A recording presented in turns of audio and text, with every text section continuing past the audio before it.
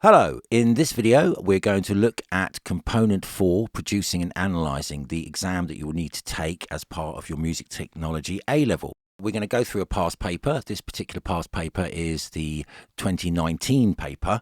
Now, 2019 was the last year of the old specification, but they did put some of the new types of questions in this paper, although there are some questions which still revert back to the old syllabus. It's worthwhile doing because there aren't that many papers available at this point in 2022. So there's 4 of them which are available, and I will be going through them in different videos. So if you like this video, please like and subscribe to my YouTube channel. Go to my website musictechguru.com and you'll be able to download the entire video. In this video we're just going to look at the first question of this exam. So when you start the exam, you can see you've got 2 hours and 15 minutes here. Plus 10 minutes setting up time. Now this 10 minutes setting up time is really important, so make sure that you make the most of that 10 minutes. So once you've sat down, you've got your paper, before you open your paper it says open a new project in your DAW using a 16-bit 44.1 kilohertz sample rate. So that's pretty much standard thing. I've already opened one here. Save your project as comp for your candidate number. So I'm just going to copy and paste that and then go to Logic. Here it is. And I'm just going to save as, and I'll just paste that in. Okay, let's go back to the paper. Set the metronome to 124 BPM. So take it to the top of the track. Just click it up 4 BPM there, or you can type it in, whichever way you want to do it. Import the bass WAV to a new audio track in your DAW, aligning with the beginning of bar 1. Right, so we've got this files here. These are the files already. We can see with bass WAV, so we literally can just drag it in. Just drag it in anywhere. Change project sample rate to 44.1. Yes, change the project. Okay, well that caused a little glitch in my system because I set my projects to work at 48 because I do quite a bit of stuff with film and that's what they use. They use 48 kilohertz, not 44.1. So let's just go back to the question paper and we see here import bass WAV to a new audio track in the DAW aligned with the beginning of bar 1. So I'm assuming they mean this bit here like that. Okay, so that's coming in on bar 4. We can see that. Let's just zoom in a bit. There we go. Make it a bit bigger. Now you can see it's a stereo bass file. Okay, so carrying on, we go to ensure the bass is audible, play in time with the metronome. The bass starts at bar 4, as we see. We must not open the paper until instructed to do so by the invigilator. Okay, so let's just see if that's working, if we can hear that. Yeah, we can hear that. Levels are all fine. Sounds fine. Okay, so we've done that bit. So that gives you 10 minutes, but that's quite cool. You've got 10 minutes to kind of get your head around what you're meant to be doing, getting into the logic. So instructions: use a black pen, fill in all the boxes, answer all the questions, answer the questions in the spaces provided. You may ask for more space. Save your audio files for questions 1, 2, 4 and 5 within the 2 hour and 15-minute examination time. You must ensure that the left and right earpieces of your headphones are worn correctly. Now that's very important. So make sure you got your left and your right the right way round. Otherwise, some questions you might just get wrong because of that. Access to a calculator or calculator software is not permitted. That's because there will be some questions to do with binary, for example, or some kind of maths type question to do with sampling rates and things like that. So access to the internet or local network is not permitted. Okay, so the marks are 105 for this paper.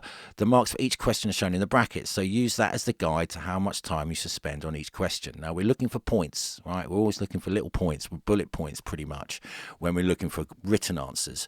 Obviously, the answers to do with how you produce, how you use logic is different. Okay, so let's start. Okay, we've been told we can start. Let's go to the first question.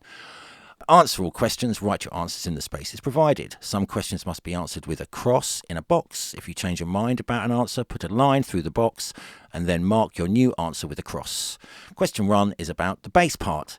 Identify the unwanted noise on the bass guitar. So let's have a listen. Right, so you should be able to identify that. That is mains hum. That is because there is some kind of interference from your power source, i.e. the mains, into the audio stream. So there are different, that's basically what that is. That's around 50 hertz. And and it goes away a little bit when his fingers touch the strings. So it's only when his fingers are off the strings that you get an earth hum. And now he's gated this bit, so that's quiet. And we're back. Okay, so that's essentially that question. Let's have a look. It's mains hum. There's two ways this could be avoided while recording. Well, what you're trying to do here when you're recording, you've got that problem, is you've got to try and break that loop somehow. You've got to get the earth away from the audio channel. The best way to do that is to use a DI box, really. So then you've got something on a DI box called earth lift. You literally flick the switch and that will lift the earth away from the audio channel. So you'll get rid of your mains hum. There are other ways you can do it. You can turn the lights off. Sometimes the lighting circuit will be interfering like that. Actually moving the instrument as well can make a difference. So if you're in front of a computer screen, that gives off a lot of electromagnetic radiation which can interfere with the guitar. So that's literally, you can move the guitar like 45 degrees or whatever, and it can get rid of mains hum pretty much. So that's a few ways, but let's just have a quick look at what Edexcel say about this. They say any two of the following: DI box, as I said, preamp. Okay, so preamp is like a small amp that you would put in front of your mixing desk. So there, that's true, that could work, but not necessarily work. Ground lift. So the ground lift is what you get on the DI box. Changing the position, the angle of the bass player. Yeah, that's right. Turn up the bass guitar to full. Maybe you might have a problem with your pots. They could be dirty, so that could be interfering as well. Using an XLR, well, I'm not sure about that, because you can't use an XLR on a bass guitar because it has a jack input. A humbucker will work, yes. Use a shorter cable, yes, that could work. Keep electrical cables away from the jack leads. Yes, these are all things that you can work. But the most important thing will probably be the DI box. There's lots of ideas there you can see. So, next one. On a noise gate, describe how the threshold control affects the signal. So, let's just bring a noise gate up. So, if we go here, and we go to Dynamics, and we've got noise gate. And this is a stereo file. Let's make that a bit bigger. Right, so here we have the threshold. So essentially, gates work on volume or dynamics level. So once a signal goes above the threshold, you will then hear it. Anything below the threshold is reduced by this amount here. So if we just play it, so 50 dB is not enough. So turn it up. There we go. We get a little bit there, so let's try a bit more. Yeah, we can see it cuts out a little bit. It feels like it's cutting out a bit. So we need to think about using the attack, hold and release functions. These bass notes are all the same length, so it'd be quite easy just to use the hold feature, which essentially holds open the envelope, holds open the gate for this amount of time. Here we go. You've got to be careful though. It closes there. So do them. Right, so you can still, it's cutting the beginning of it as well. So the attack, you can bring that down to 1 millisecond. Anything less than 1 millisecond, you'll get a clicking effect. You hear that clicking. So it's got to be 1 millisecond. I'll put a bit more release on it. You could probably afford to bring that down a dB.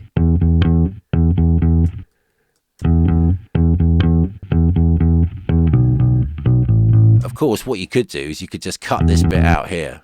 So if I just cut that like that. So this bit of the video I'm going to speed up and then explain to you what I'm doing with the gate. So I'm really using the open close indicators above the attack, hold and release functions, and using them as a guide to take out the spaces between the sets of bass notes. So I'm using the threshold, attack, hold and release functions to do this, as well as the open and close indicators. That's about right. That's about what you want. Let's go back to the question paper. So on a noise gate, describe how the threshold control affects the signal.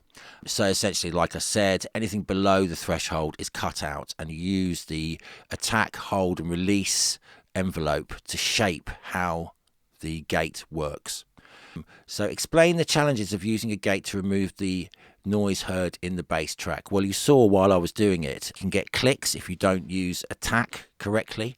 You can cut out notes if the hold isn't correct or if the threshold isn't correct. There are lots of little issues that make it sound artificial. Now, when you mix it with everything else, you won't hear so many of those little problems. So it's best to kind of hear it in context first. Although in this case, because it's an exam, you will have to export this audio as a piece of evidence of your work individually. So you'll need to be able to use the gate. So apply a gate to the bass guitar to remove the noise without unwanted side effects. Now you get 3 marks for that. And let's just see what Edexcel say about it. Gating the bass guitar. Hum removed with no bass cut similar to MSQ1.wav. Gating is nearly all rests, but some noise left in. So they really want you to cut out everything. Okay, attack and release 2 short causing clicks. Hum removed with some bass cut. So hum removed with no bass cuts, similar to MSQ1 WAV. Okay, right, there you go. So that's essentially how you do that. I mean, I'm going to leave that in because that's what they expect. Draw in the bass part for bars 24 to 27 on the piano roll editor below. Bars 23 have been completed for you. Okay, so this is interesting. So let's get bars 24 to 27 up. Bars 24 to 27.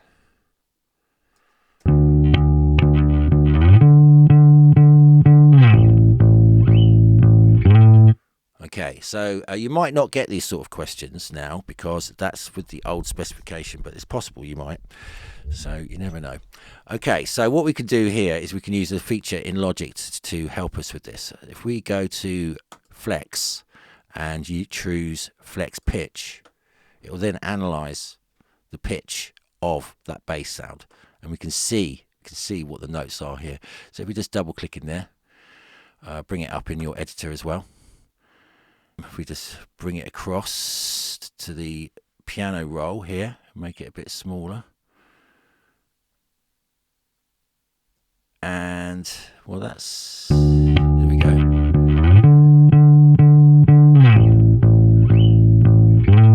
So we can see here we've got D. Yeah, there's a D, and it goes up to a high D, and then it goes down to an A, and then last note is an A.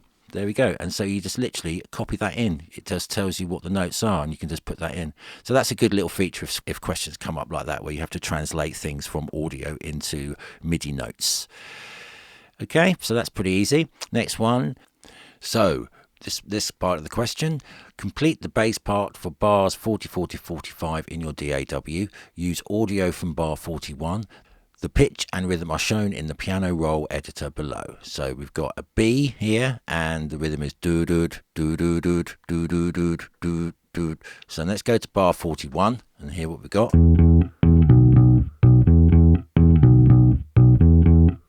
Now we can check with the flex pitch which notes are which, and we can see these are the B's, the second half. Okay, so let's just get those 3 notes and make that smaller, and take them out with the marquee tool like that, cut them out. There we go. Okay, so let's go to bar 44 to 45, end of 46. Just check that. You see it starts at 44, ends at 46, halfway through bar 45. So we want to end here.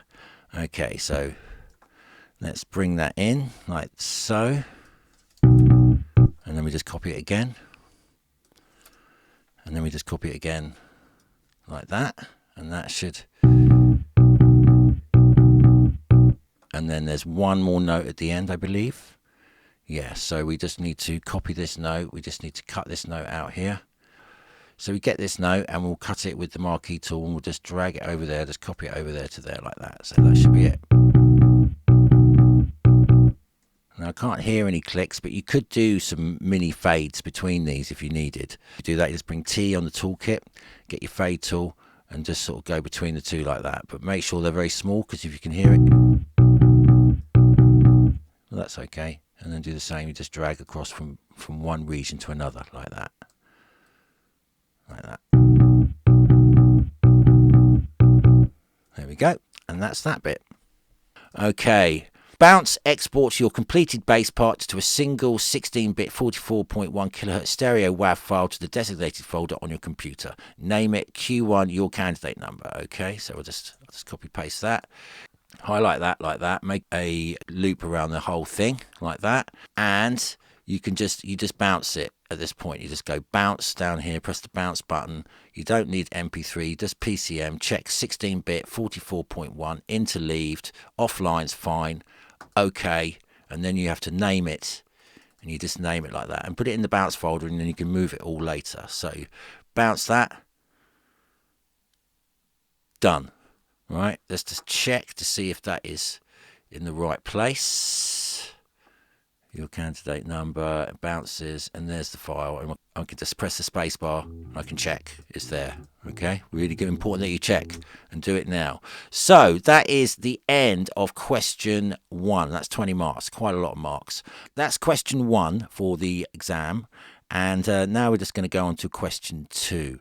Like I say, if you like this video, like and subscribe. If you want to get the rest of the video, please come to my website, www.musictechguru.com, and you can download the rest of the videos.